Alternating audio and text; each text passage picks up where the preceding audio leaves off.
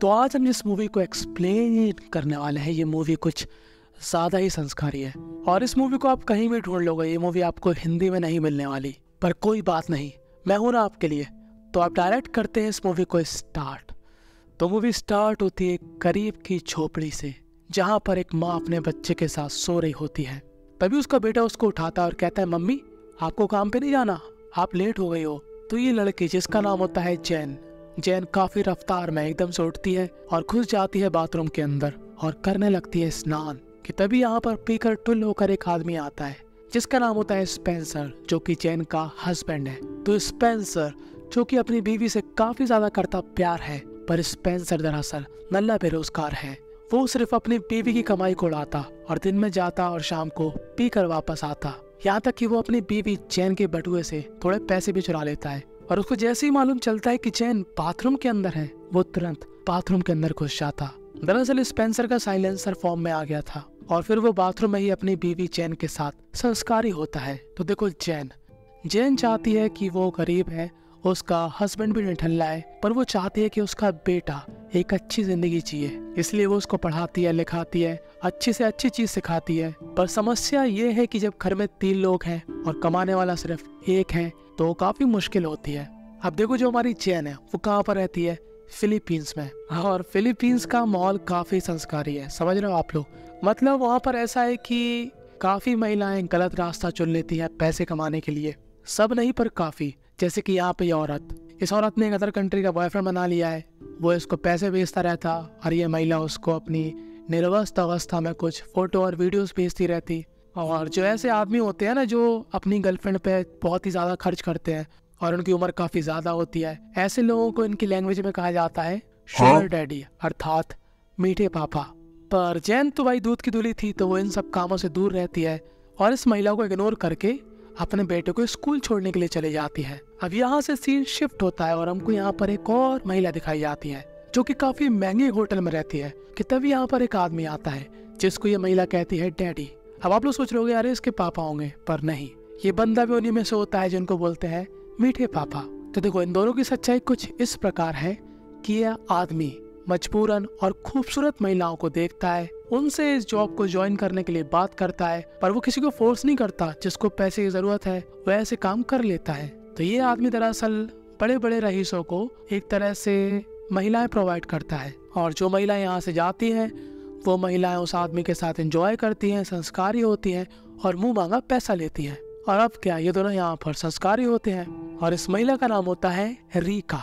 तो रीका दरअसल जैन की 10th क्लास से बेस्ट फ्रेंड है और वो यहाँ पर संस्कारी होने के बाद डायरेक्ट जाती है जैन से मिलने। जैन काम करती है एक ज्वेलरी शॉप में, जहाँ का मालिक जैन को हमेशा आके फाड़ फाड़ कर देखता है, जो कि उसके सामने सीधा बनता है पर उसके पीठ पीछे उसके साथ संस्कारी होने के ख्वाब देखता है। तो अब जब यहाँ पर रीका आती है तब जैन यहाँ पर रीका को देखकर काफी खुश होती है और रीका भी जैन को देखकर काफी खुश होती है। तो रीका यहीं से खरीदारी करती है। तो देखो एक तरफ जैन बेचारी जिसके घर में पैसे की काफी तंगी है, पर रीका के पास पैसा काफी है क्योंकि वो दूसरों के सामने होती, समझ रहे हो। रीका कहती है जब भी तुम फ्री होना तो मुझे बताना, हम लोग घूमने चलेंगे। तब जैन कहती है हाँ ठीक है, मैं तुमको मैसेज कर दूंगी। और इतना ही कहकर रीका यहाँ से चली जाती है। और जब यहाँ पर इस दुकान के बंद होने का समय नजदीक आता है, तब इस दुकान का मालिक जैन को रोक लेता है और कहता है कि मुझको थोड़ा इम्पोर्टेंट काम है। पर वो इम्पोर्टेंट काम दुकान का काम नहीं, इस आदमी का ही काम था।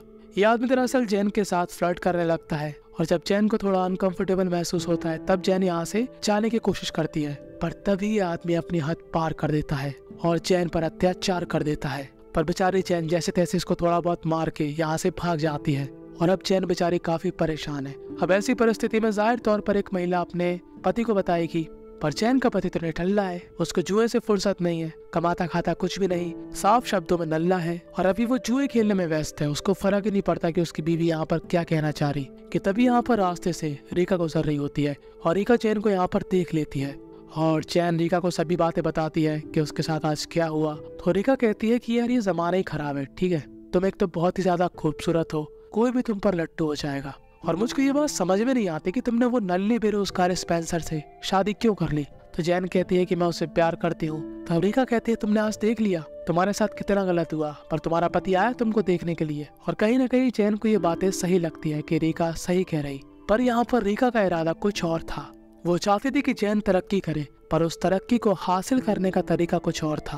और आज जैन रीका को बढ़िया बढ़िया कपड़े पहनाकर एक काफी महंगे क्लब में ले जाती है और लड़की होने के बावजूद भी जैन पर लाइन मारती है। और जैन ने भी कुछ ज्यादा ही पी ली थी, तो यहाँ पर इन दोनों का भी कार्यक्रम स्टार्ट हो जाता है और दोनों ताल से ताल मिलाते हैं। पर जब इनका कार्यक्रम समाप्त हो जाता है और जब जैन थोड़ा बहुत होश में आती है, तब उसको समझ में आता है कि उसने आखिर आज कितनी बड़ी गलती कर दी।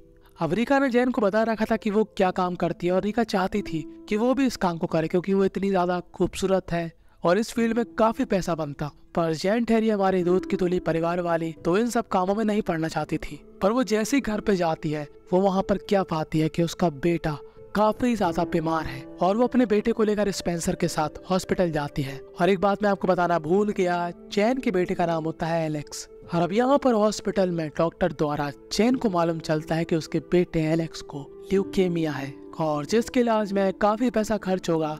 और अब ये दोनों ही परेशान है कि वो इतना सारा पैसा कहाँ से लाएंगे, एलेक्स का ऑपरेशन कैसे करवाएंगे, वगैरह वगैरह। और यहाँ पर स्पेंसर भी कुछ नहीं करता और बेचारी जैन अकेली है, उसके पास किसी और का सपोर्ट भी नहीं है। स्पेंसर कुछ काम धंधा करता नहीं है, तो स्पेंसर यहाँ पर एक प्लान बनाता है। वो कहता है जैन से, जहाँ पर तुम काम करती थी ना, हम लोग वहीं पर चलते हैं और वहाँ पर रॉबरी करेंगे, क्योंकि वो एक ज्वेलरी शॉप है तो वहाँ पर काफी पैसा होगा। एक बार की चोरी में हमारा पूरा जीवन निकल जाएगा, हमारे बेटे का ऑपरेशन हो जाएगा, मेरी गाड़ी खत्म हो जाएगी, सब कुछ मस्त हो जाएगा।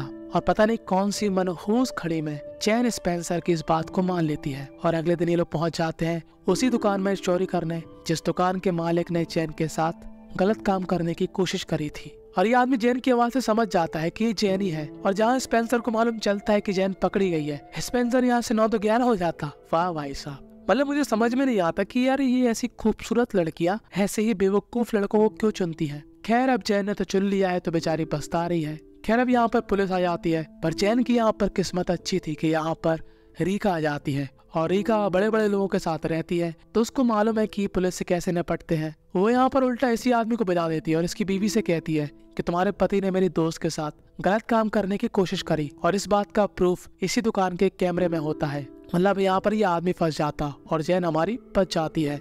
अब जैन यहाँ पर रीका को अपनी समस्या बताती है कि मेरे बेटे को एक नई बीमारी हो गई है, उसके लिए काफी ज्यादा पैसा चाहिए। तब रीका कहती है, देखा अब तुम्हारे पास ये समस्या आ गई, अब तुम इसका समाधान कैसे करोगी, इसलिए तो मैं तुमसे कह रही हूँ कि मैं जो काम करती हूँ तुम भी वो काम करने लगो, तुमको सच में काफी पैसा मिलेगा, तुम उससे मेरी तरह जिंदगी जी सकती हो। और अब बेचारी जैन ना चाहते हुए भी इस काम में घुस जाती है और अधेड़ उम्र के बुड्ढों के साथ डील करके उनके अंदर की आग बुझाती है। अब उसको बुरा लगता है, पर उसने इस काम के पैसे भी लिए हैं तो करना तो पड़ेगा। खैर अब उसको पैसे की समस्या नहीं होती है, वो अपने पति से कहती है कि तुमको मैं पैसे पहुंचा दूंगी, बस तुम्हारा काम है एलेक्स का ध्यान देना। पर ये एक नंबर का नल्ला बेरोजगार आदमी स्पेंसर इस काम को भी सही से नहीं कर पाता। वो अपना घर में पी के डला होता है और आज जैन निर्णय बनाती है कि वो हमेशा के लिए स्पेंसर को छोड़ देगी, क्योंकि वो एक जिम्मेदार आदमी कभी नहीं बन सकता, चाहे कितनी भी कोशिश कर लो। वो एक कुत्ते की तुम है जो कभी सीधी नहीं होने वाली। और जब स्पेंसर को मालूम चलता है कि जैन उसको छोड़ के है जाने वाली, कि तब स्पेंसर की तो मानो पैरों तले जमीन खिसक जाती कि साला मेरा अब खर्चा कैसे चलेगा।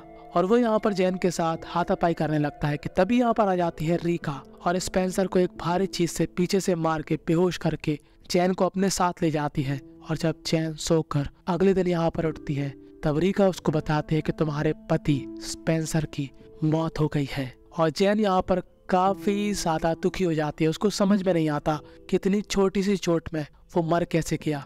खैर वो अपने बेटे को अब संभालती है और जब उसके बेटे की कंडीशन थोड़ी बहुत सही हो जाती है, तब वो दोबारा अपने काम पर चली जाती है। और आज जैन को यहाँ पर एक ऐसा आदमी मिलता है जो कि यहाँ पर पहली बार आया था। यह आदमी अपना नाम बताता है एरिक।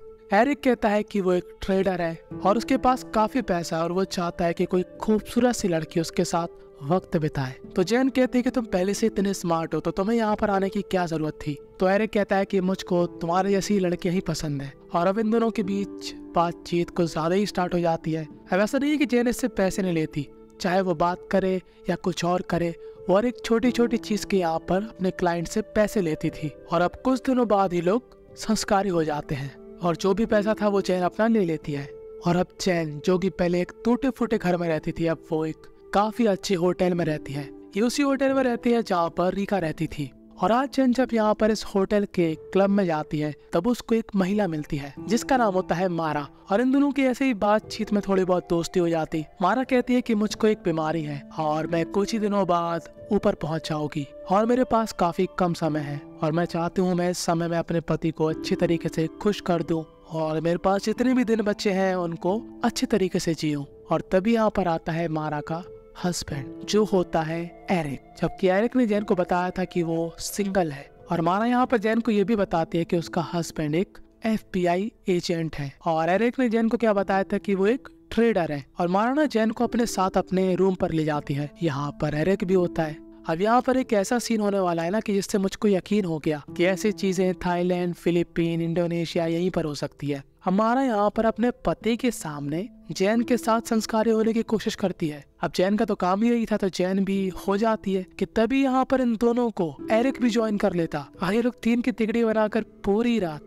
संस्कारी होते हैं। वाह, मतलब क्या ही हो रहा है जमाने में। एक पत्नी जो कि अपने पति को ही कह रही है कि तुम मेरे साथ साथ किसी और के साथ भी संस्कारी हो। अब यहाँ पर पति लकी है या फिर उसकी पत्नी में दिमाग कम है। खैर, अब इन तीनों का कार्यक्रम समाप्त होने के बाद जब जैन यहाँ से जाने लगती है तब एरिक उसको रोकता है। तब जैन यहाँ पर एरिक पर काफी गुस्सा होती है। वो कहती है कि तुमने मेरे से झूठ बोला कि तुम एक ट्रेडर हो। तो एरिक कहता है, सुनो जैन, मैं एक FBI एजेंट हूँ और मुझको एक मिशन मिला है जो कि तुम्हारा बॉस है, मुझे उसको पकड़ना है क्योंकि वो लड़कियों की तस्करी करता है जो कि एक गलत काम है। और अब मैं चाहता हूँ कि तुम कुछ दिनों के लिए उससे कांटेक्ट मत बनाओ, कहीं दूर चली जाओ, क्योंकि मैं जानता हूँ तुम्हारा एक बेटा है और तुम एक अच्छी महिला हो। तुमने ये सब काम मजबूरी में किया और मैं नहीं चाहता कि तुम अपनी पूरी जिंदगी जेल में बिताओ। तो थोड़ी समझदारी दिखाओ और कुछ दिनों के लिए अपने बॉस को भूल जाओ। पर जैन यहाँ पर इनोसेंट बन के सारी बात रीका को बता देती है और रीका कहती है, क्या लड़कियों की तस्करी, ये तो काफी गलत बात है।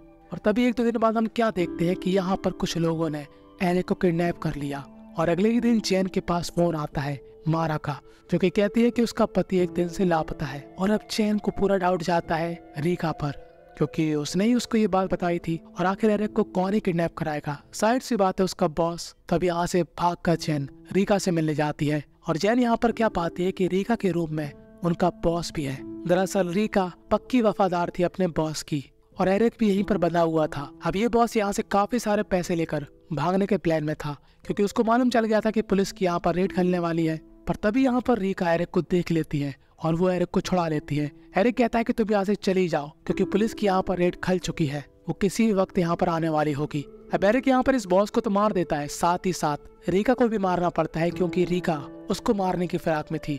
और यहाँ पर जैन को एक और बात मालूम चलती है कि उसके हस्बैंड स्पेंसर को रीका नहीं मारा था, क्योंकि वो चाहती थी कि जैन का हमेशा के लिए स्पेंसर से साथ छूट जाए। इसलिए रीका ने ही बाद में स्पेंसर को मरवा दिया था। और अब जैन को काफी दुख होता है कि उसकी बेस्ट फ्रेंड रीका निपट चुकी है। खैर, अब एरिक यहाँ पर जैन से कहता है कि ये सारे पैसे लेकर तुम चली जाओ और एक अच्छी शुरुआत करना और ऐसे गलत काम में अब कभी मत पड़ना। और अब जहाँ पर जैन रहती है, कुछ महीने बाद जैन से मिलने एरिक आता है और जैन को मालूम चलता है कि मारा इस दुनिया में अब नहीं रही, यानी कि अब इन दोनों का भी कुछ हो सकता है। खैर, वो तो यही दोनों जाने, क्योंकि बस यही पर ये मूवी थी एंड हो जाती है। तो इस मूवी से हमको यही सीखने को मिला कि जो भी महिलाएं सिर्फ खूबसूरती देखकर लड़के को पसंद कर लेती है, भले ही वो नल्ला बेरोजगार हो स्पेंसर की तरह, तो वो बाद में काफी पछताती है। और मजबूरी कितनी भी हो, ऐसे काम करना मेरी नजर में गलत है। खैर, आपकी इस बारे में कुछ और भी राय हो सकती है जो कि आप मुझे कमेंट में बता सकते हो। इस वीडियो में अगर वो जाते हैं 100 लाइक और 50 कमेंट, तो आपको जो चाहिए वो आपको मिल जाएगा टेलीग्राम पर। तो अभी के अभी ज्वाइन करें टेलीग्राम।